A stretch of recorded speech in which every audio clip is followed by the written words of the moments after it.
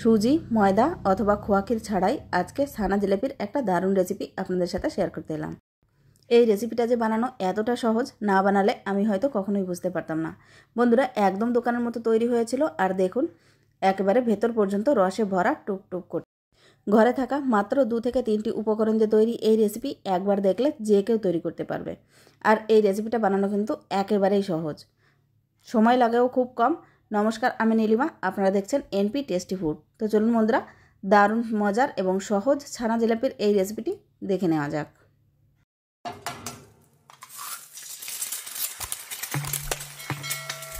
বন্ধুরা, ছানা জিলাপির এই রেসিপি তৈরি করার জন্য আমি এখানে নিয়ে নিয়েছি ছানা অথবা পনির।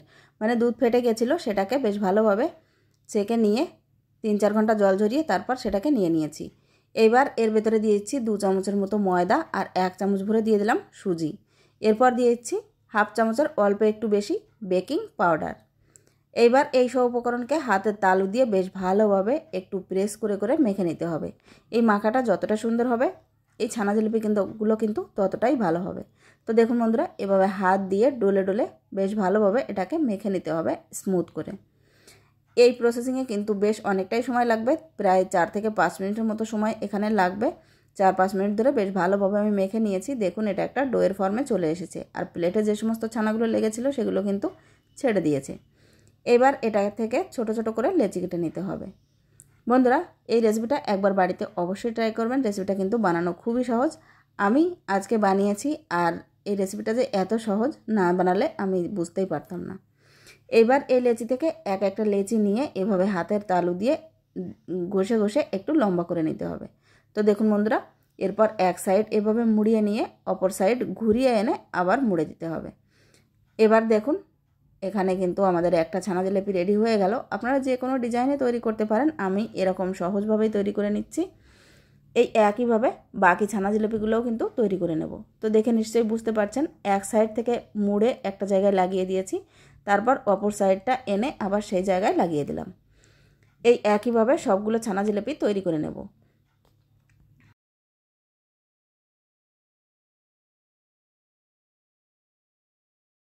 দেখুন বন্ধুরা, এখানে আমার সবগুলো ছানা জিলাপি কিন্তু তৈরি করা হয়ে গেছে। এবার এই ছানা জিলাপির জন্য শিরা তৈরি করে নিচ্ছি। তার জন্য একটা ফ্রাই প্যান চুলায় বসিয়েছি, আর এর ভেতরে দিয়েছি 1 কাপ পরিমাণ চিনি অথবা 1 বাটি ভরে চিনি দিয়ে দিলাম। আর তার জন্য দিয়েছি হাফ বাটির অল্প একটু বেশি জল। 1 বাটি ভরে পুরো দিইনি। এবার এই চিনিটা জলের সাথে বেশ ভালোভাবে জাল করে মেল্ট করে নিতে হবে। ততক্ষণে আমরা এদিকে ছানা জিলাপিগুলো ভেজে নেব। তাই চুলো একটা কড়াই বসিয়ে এতে দিয়েছি পরিমাণ মতো সাদা তেল, আর এই ছানা জিলাপিগুলো দিয়ে দিলাম। এরপর এদিকে দেখুন, চিনির শিরাটাও কিন্তু বেশ ভালোভাবে মেল্ট হয়ে গেছে। আরও 4 থেকে 5 মিনিট ফুটিয়ে নেব, তারপর গ্যাসের ফ্লেমটা বন্ধ করে দেব। এই রসটা খুব বেশি গাঢ় যেন না হয়। খুব বেশি গাঢ় হলে কিন্তু এই ছানা জিলাপির ভেতর শিরাগুলো একেবারেই ঢুকবে না। তো দেখুন, ছানা জিলাপিগুলো খুব সুন্দরভাবে কালার চলে এলে তারপর শিরার ভেতরে দিয়ে দিলাম। আর এই ছানা জিলাপিগুলো ভাজার সময় কিন্তু গ্যাসের ফ্লেমটা একেবারেই হাই করা যাবে না, তাহলে কিন্তু উপর থেকে কালার চলে আসলেও ভেতর থেকে কিন্তু নরম থেকে যাবে। বন্ধুরা, এই একইভাবে বাকি সমস্ত ছানা জিলাপিগুলো কিন্তু ভেজে নেব। তো বন্ধুরা, আজকে এই ছানা জিলাপির রেসিপিটি যদি আপনাদের ভালো লেগে থাকে, অবশ্যই একটা লাইক করার অনুরোধ রইল। আপনাদের করা একটা লাইক আমাকে নেক্সট ভিডিও তৈরি করার জন্য অনেক বেশি মোটিভেট করে। আর আজকের এই ভিডিওটা যদি আপনারা ইউটিউব থেকে দেখে থাকেন, তাহলে চ্যানেলটিকে সাবস্ক্রাইব, এবং যদি ফেসবুক থেকে দেখে থাকেন তাহলে পেজটিকে ফলো করার অনুরোধ রইল। আর যারা অলরেডি সাবস্ক্রাইব করে দিয়েছেন তাদেরকে জানাই অসংখ্য ধন্যবাদ। এভাবেই আমার পাশে থাকবেন। তো দেখুন বন্ধুরা, এখানে আমি সবগুলো ছানা জিলাপি কিন্তু ভেজে নিয়েছি। আর এই চিনির শিরার ভেতর বেশ ভালোভাবে একটু উল্টে পাল্টে দিয়ে দিচ্ছি, যাতে সবগুলো ছানা জিলাপি সমানভাবে শিরার ভেতর ভিজতে পারে। তো দেখুন, সবগুলোকে একটু ঘুরিয়ে ফিরিয়ে দিয়ে দিয়েছি।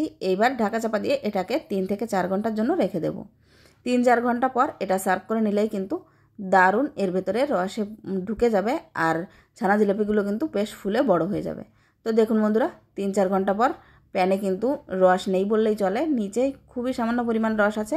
বাকি সমস্ত রস কিন্তু এই ছানা জিলাপিগুলো অ্যাবজর্ব করে নিয়েছে। এবার একটা প্লেটে এই ছানা জিলাপিগুলোকে আমি নামিয়ে নিচ্ছি। বন্ধুরা, এবার থেকে যদি বাড়িতে কোনো অনুষ্ঠান হয় বা বাড়িতে গেস্ট আসলেও কিন্তু বাইরে থেকে মিষ্টি কেনার কোনো প্রয়োজন নেই, এভাবেই তৈরি করে নিতে পারেন। খুব সহজ রেসিপিটা দেখলেনই তো। আর ঘরে থাকা মাত্র 2 থেকে 3টি উপকরণ দিয়ে এই রেসিপিটা ঝটপট তৈরি করে নেওয়া যায়।